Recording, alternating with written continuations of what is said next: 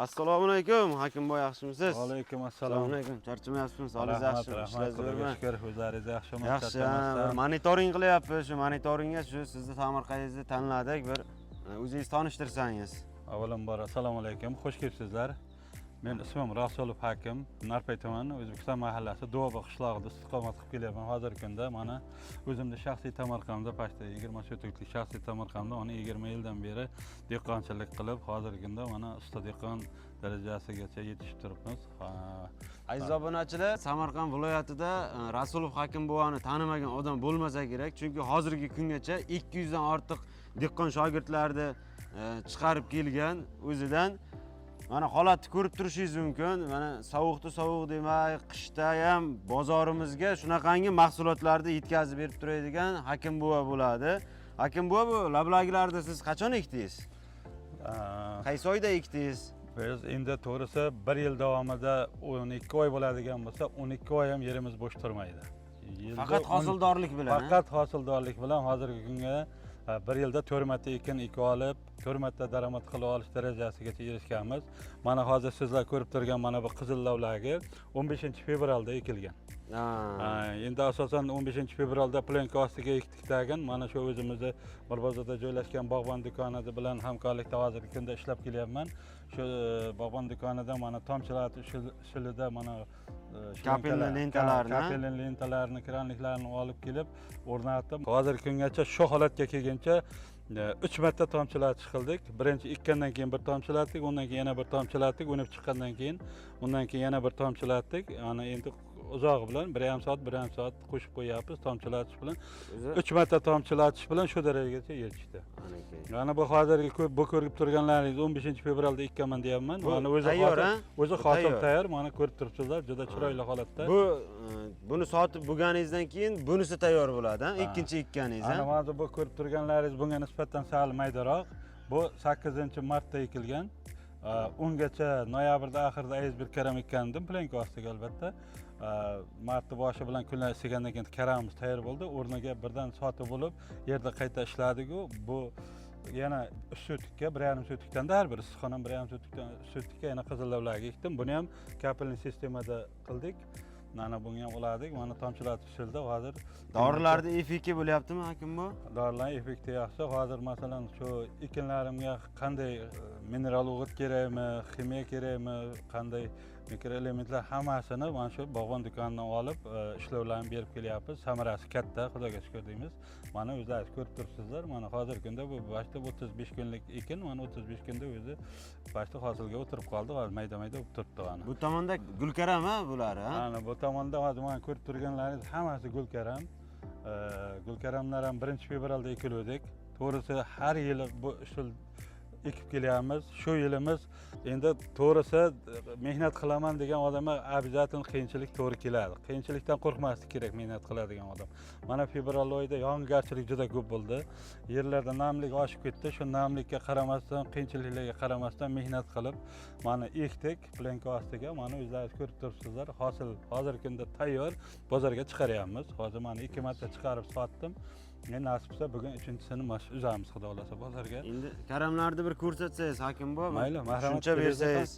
Mana aziz obunachilar, karam dalasiga ham keldik. Hosildorliklarni o'zingiz ko'rishingiz mumkin. Pishganlaridan bormi, Hakim bu? Bor, mana xudo xolasa uzamiz. Mana. Mana hozir boya aytib o'tganimdek, mana fevral oyida ekilgan, hozirgi kungacha bu hisoblaydigan bo'lsa, başta 75-80 kunlik bo'ldi. Mana hosilimiz tayyor. Mana bozor bor, aziz obunachilar, mana karamni ko'rishingiz mumkin. Juda ham chiroyli, mineral o'g'itlarga boy karam. Hozirgi kunda mana o'zamiz. Mana karamni ham eng oliy, eng chiroyli sortidan ekkanmiz. Hozirgi kunda bozor bor. Bu karamni endi narxiga keladigan bo'lsak, endi bu karamni narxini o'zi bozor belgilab beradi. Chiroyiga qarab, o'zi chiroyiga qarab narxini belgilab beraveradi. Sifatiga qarab, chiroyiga qarab. Mana urug'larni hozirgi kunda mana bog'bon do'konimizdan, bog'bon firmasidan olib ekkan edik. Xudoga shukr, mana samarasi, mana o'zlaringiz ko'rib turibsizlar. Aziz obunachilar, mana bog'bon agromarketidan xarid qilgan karam urug'larini o'zingiz ko'rib turishingiz mumkin. Mana shunday holatga kelguncha bog'bon agromarketi o'zi kelib agronomlari bilan birgalikda xizmatlarini ko'rsatgan.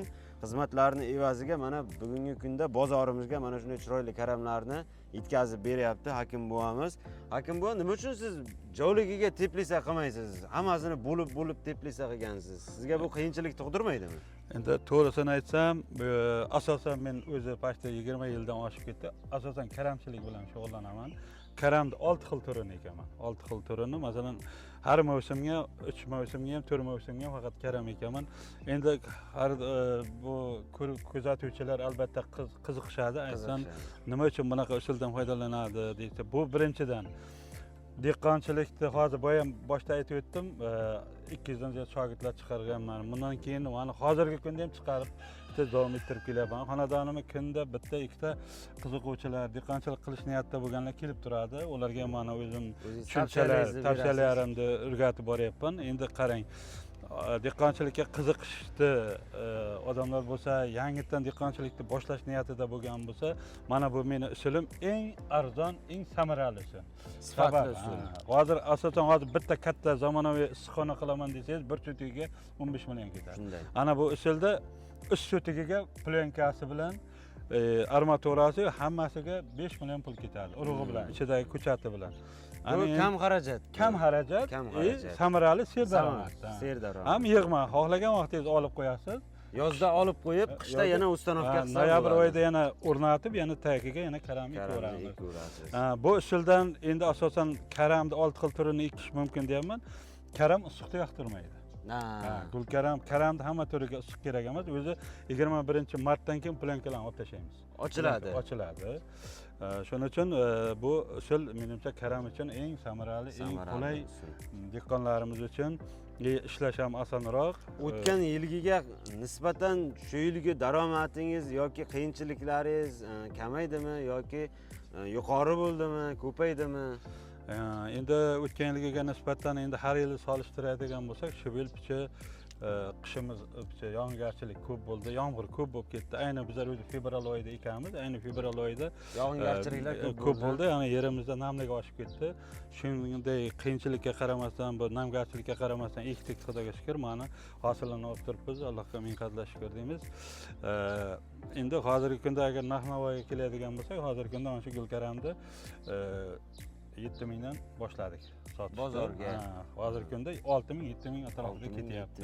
Shu ana o'rtacha ko'rganlaringiz hammasi 2 kilolik. 2 kilolik bor ekan. O'rtacha 10 mingdan tushyapti. Endi yetadi. 10 mingdan tushyapti. 15 sotliklik tomorqadan mana samarali foydalanyapsiz. Mana daromad olyapsiz. Qiziquvchilar mana albatta qiziqishi mumkin. Necha mingta ekilgan deb, mana shu ko'rinish turgan hamma joyimda past 7 mingta ekilgan. Qarang, bizning obunachilarimiz kelsa hammasini o'rgatasiz. Shogirdlikka kelsa olasiz. 20 yildan beri shogirdlar chiqarib kelyapman. Bundan keyin ham shogirdlar chiqarishga tayyorman. Men nima qilaman? Shuncha 20 yillik tajribaga ega bo'ldim, 20 yillik bilimga ega bo'ldim. Bu bilimni men ichimga saqlab nima qilaman?